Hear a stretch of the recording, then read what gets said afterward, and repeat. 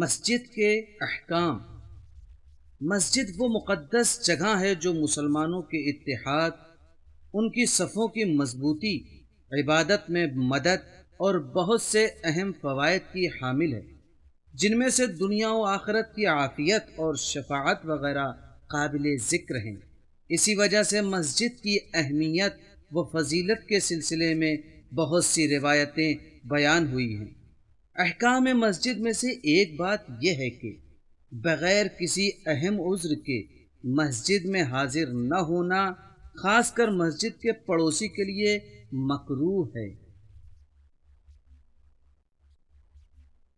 مسجد بنانا مستحب ہے، اس کی حفاظت، صاف صفائی میں بہت زیادہ ثواب ہے، اور اس کی عمارت اور ماحول کو خراب کرنا بہت بڑا ظلم ہے۔ سونے وغیرہ کے ذریعے سے مسجد کا سجانا، اس کے کسی حصے کو نجس کرنا حرام ہے اور پاک کرنا فوراً واجب ہے۔ مسجد کی چیزوں کو بیچنا ناجائز ہے، چاہے وہ خراب ہی کیوں نہ ہو گئی ہوں۔ انہیں صرف اسی مسجد میں، اور اگر اس میں ممکن نہ ہو تو دوسری مسجد میں استعمال کرنا چاہیے۔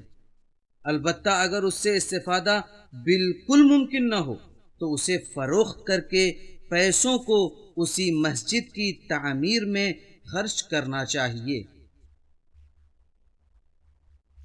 مسجد کی چیزوں کو مسجد سے باہر لے جانا اور مسجد میں میت کو دفن کرنا بھی حرام ہے۔